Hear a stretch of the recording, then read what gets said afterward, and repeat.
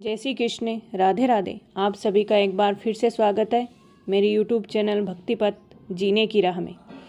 अन्नपूर्णे सदा पूरन शंकर प्राणवल्लभ ज्ञान वैराग्ये सिद्धार्थम भिक्षम देह च पार्वती माता च पार्वती देवी पिता देवो महेश्वरा बांध्वा शिवभक्तसे स्वदेशो भवन त्र्यंबकम।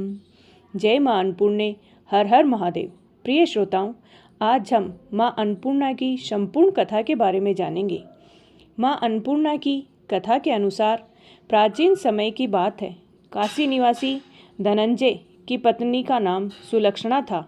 उससे अन्य सभी सुख प्राप्त थे, केवल निर्धनता ही उसके दुख का एकमात्र कारण थी। यही दुख उसे हर समय सताता था। एक दिन सुलक्षणा अपने पति से बोली, स्वामी, आप कुछ उद्यम करो तो काम चले। इस प्रकार कब तक काम चलेगा? सुलक्षणा की यह बात धनंजय के मन में बैठ गई। वह उसी दिन विश्वनाथ शंकर जी को प्रसन्न करने के लिए बैठ गया और कहने लगा, हे देवादिदेव, हे विश्वेश्वर, मुझे पूजा पाठ करना कुछ भी नहीं आता। मैं तो केवल आपके ही भरोसे बैठा हूँ। इतनी विनती करके वह 2-3 दिन तक लगातार भूखा प्यासा बैठा रहा।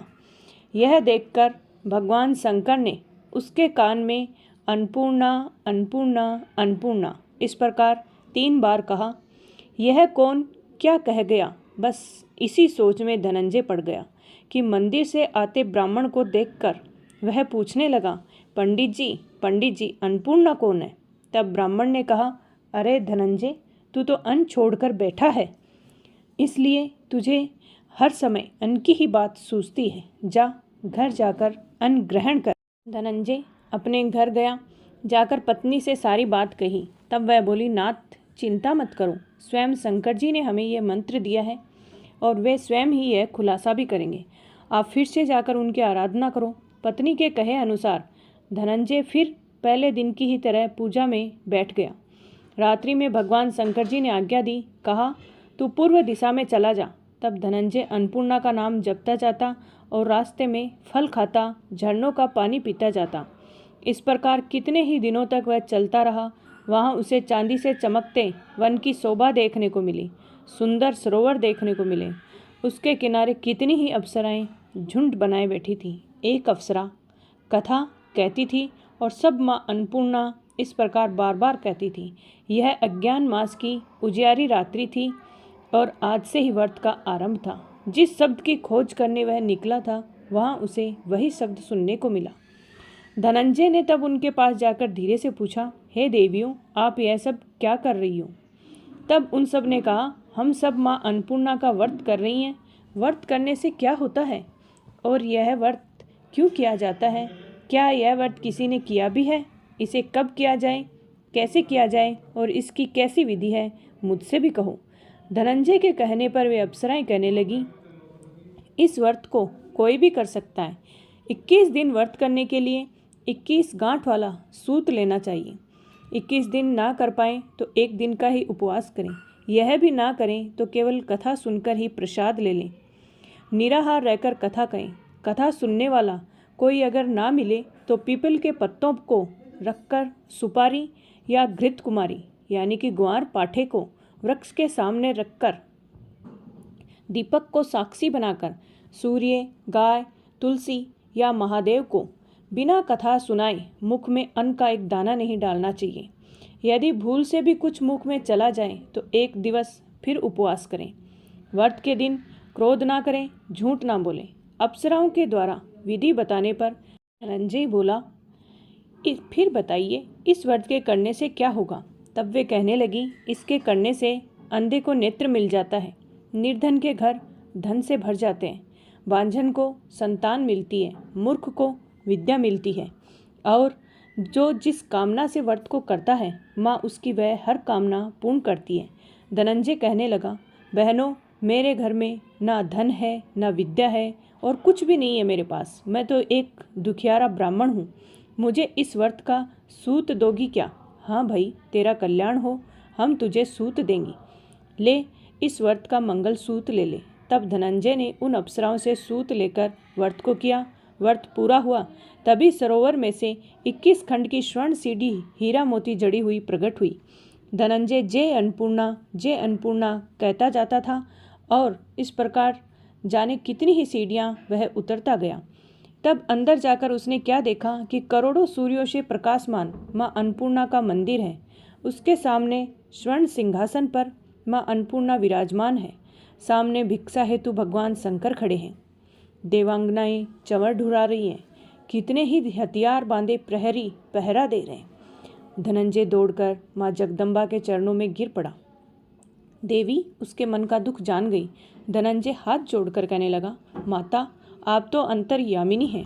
आपको मैं अपनी दशा क्या बताऊं? आप तो सब कुछ जानती हो। माता बोली कि तुमने मेरा व्रत किया है, जा संसार तुम्हारा सत्कार करेगा। माता ने धनंजय की जीवा पर बीज मंत्र लिख दिया। अब तो उसके रोम रोम में विद्या प्रकट हो गई। इतने में क्या देखता है, वह काशी विश्वनाथ के मंदिर में खड़ा है। माँ का वरदान लेकर धनंजय घर आया। अपनी पत्नी सुलक्षणा से सारी बात कही। माताजी की कृपा से उसके घर में धन संपत्ति उमड़ने लगी। छोटा सा घर बहुत बड़ा हो गया। जैसे शहद के छत्ते में मक्खियाँ जमा हो जाती हैं, उसी प्रकार अनेक सगे संबंधी आकर उसके पास उससे उसकी बातें पूछने लगे। कहने लगे, इतना धन और इतना बड़ा मकान है तुम्हारे पास, लेकिन तुम्हारे तो कोई संतान नहीं है, तो फिर इस कमाई को कौन भोगेगा? सुलक्षणा से तो कोई संतान हुई नहीं, इसलिए तुम्हें दूसरा विवाह कर लेना चाहिए। इच्छा नहीं होते हुए भी धनंजय ने दूसरा विवाह कर लिया और सती सुलक्षणा को सौतन का दुख झेलना पड़ा। इस प्रकार धीरे धीरे दिन बीतते गए। फिर अगहन मास में नए बंधन में बंधे पति से सुलक्षणा ने कहा कि इस व्रत के प्रभाव से ही हम सुखी हुए हैं, इस कारण यह व्रत हमें नहीं छोड़ना चाहिए। यह माताजी का प्रताप है जो हम इतने संपन्न और सुखी हुए हैं। सुलक्षणा की बात सुनकर धनंजय उसके यहाँ आया और व्रत में बैठ गया। नई बहू को इस व्रत के बारे में कुछ भी पता नहीं था। वह तो धनंजय के वापस लौटने की राह देख रही थी। इस प्रकार कई दिन बीतते गए और व्रत पूर्ण होने में केवल 3 दिन बाकी थे। तभी नई बहू को खबर मिल गई। उसके मन में ईर्ष्या की ज्वाला दहक रही थी। वह सुलक्षणा के घर आ धमकी और उसने वहां भगदड़ मचा दी। वह मारी क्रोध के धनंजय को अपने साथ ले गई।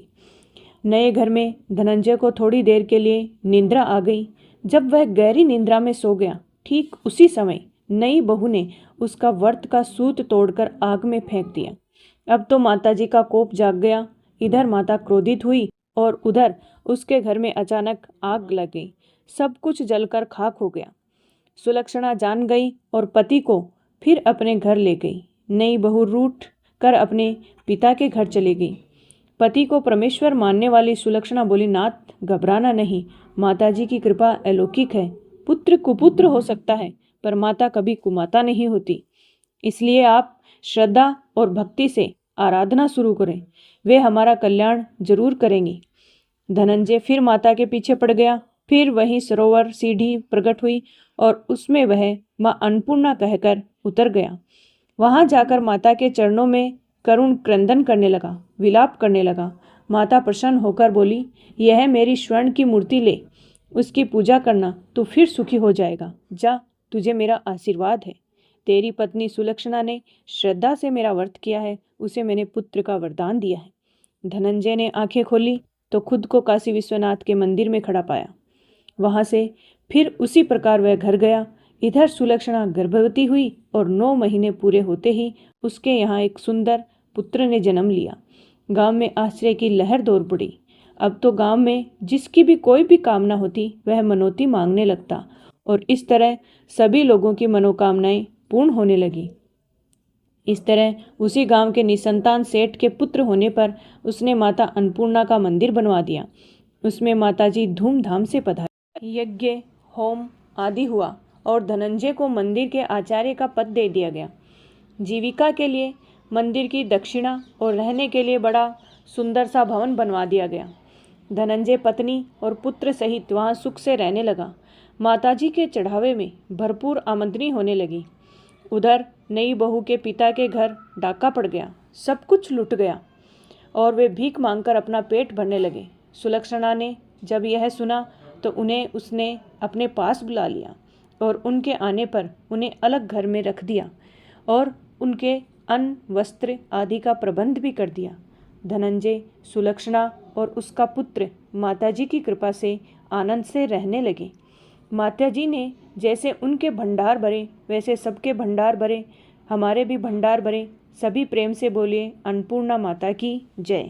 जय मां अन्नपूर्णा, जय शिव शंकर, हर हर महादेव। अगर वीडियो में सुनाई गई कहानी आपको अच्छी लगी हो तो वीडियो को लाइक एंड शेयर ज़रूर करें तथा चैनल को सब्सक्राइब करना ना भूलें। जय श्री कृष्ण, राधे राधे।